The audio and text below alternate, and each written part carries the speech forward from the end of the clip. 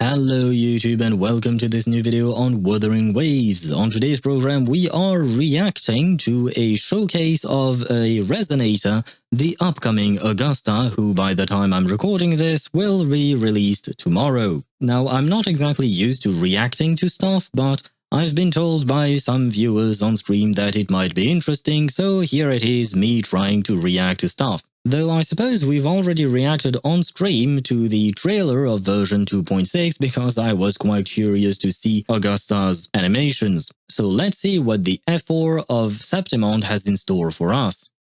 There was once a rough lump of iron, dull, forsaken, buried in scorched soil. Oh, this is young until free Augusta from dirt and grime. We've seen her actually in a quest, but not in her 3D form like this. A sharp blade slumbered within, awaiting the trial of fire.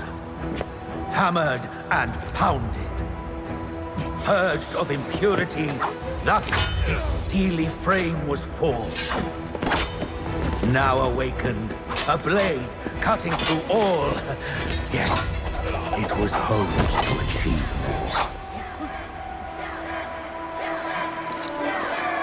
It yearned not bloodshed or war, but to carve a path none had walked before. Behind high walls, glory has long decayed. Even the victorious couldn't escape the sting of corruption. Yeah, this looks like a summary of the quest we did. With unshakable resolve, the blade feared no storm or flame. Maelstroms engulfed its frame. Fire scorched its crossguard. Yet it rose above blood and sand, breaking every shackle. Holy shit, and she's not even using her forte.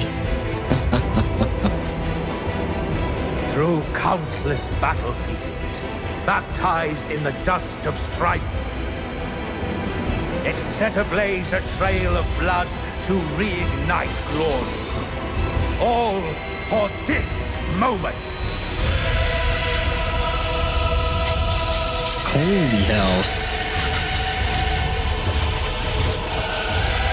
The music, man.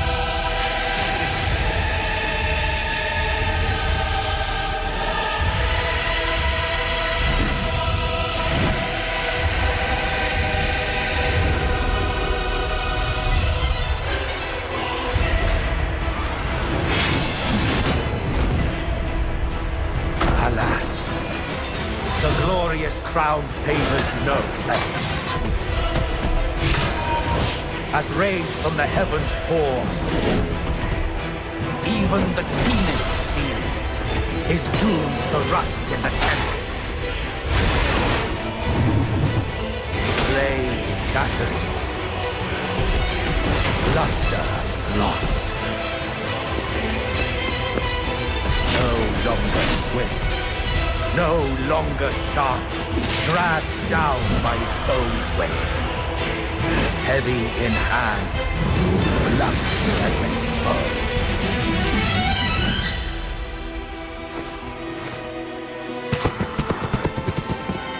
There was once a rough lump of iron, abandoned in mud and mire.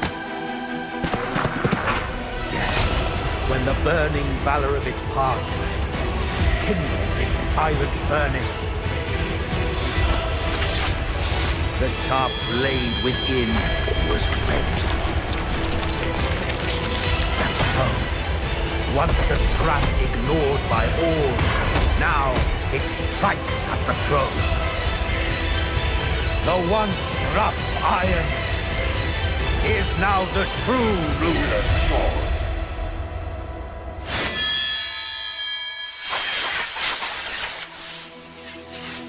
Man, the music gave me chills.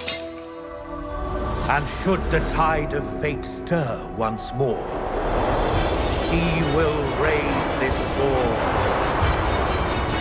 and blaze through the night as the eternal sun.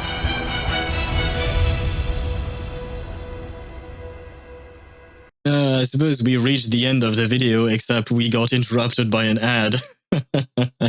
Okay, so I didn't want to interrupt whoever is narrating this, so I kept my mouth shut most of the time. But this is mostly a rendition, or rather an animation, of the quest we did on stream last Saturday. That quest basically explained the past of Augusta, and well, I will warn you, if you haven't done that quest yet, I'm going to talk about it, so spoiler warning.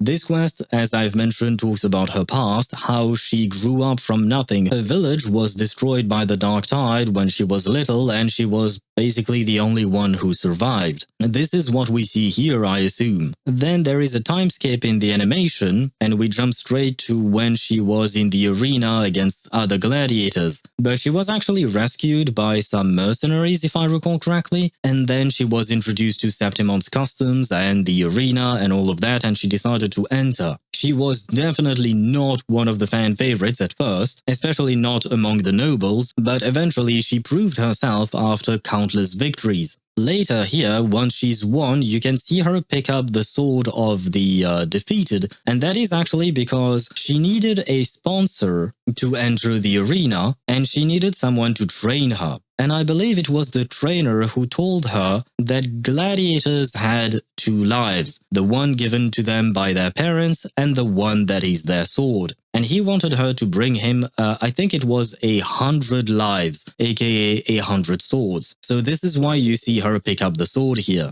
Now when you see this mound with these swords all around the place, I assume it's more of a metaphorical way of visualizing all the swords that she had gotten through all of her victories. Now, the narrator also mentioned corruption, and that is one of the things that Augusta wanted to fight against. She wanted to prove that through her strength, she could achieve what others would cower away from. So she fought the corruption within Septimont by winning battle after battle, eventually reigning supreme in the arena and getting the right to challenge Arsinosa in order to see whether or not this Overlord-class boss would acknowledge her. Now you can see the weapon she's wielding here is the same weapon she's brandishing here, and basically the gist of it in the quest was that she forged this weapon with the swords of all the people she had defeated. You can actually see them one by one, all of the swords here. And like I mentioned, she used it to challenge Arsinosa, and she actually managed to win her fight there, and she made Arsinosa acknowledge her. That is how she became the Ephor of Septimont. That is how she became a leader in this place. Honestly, it was a very interesting quest, although we didn't have any kind of animation. That quest was mostly 2D cards and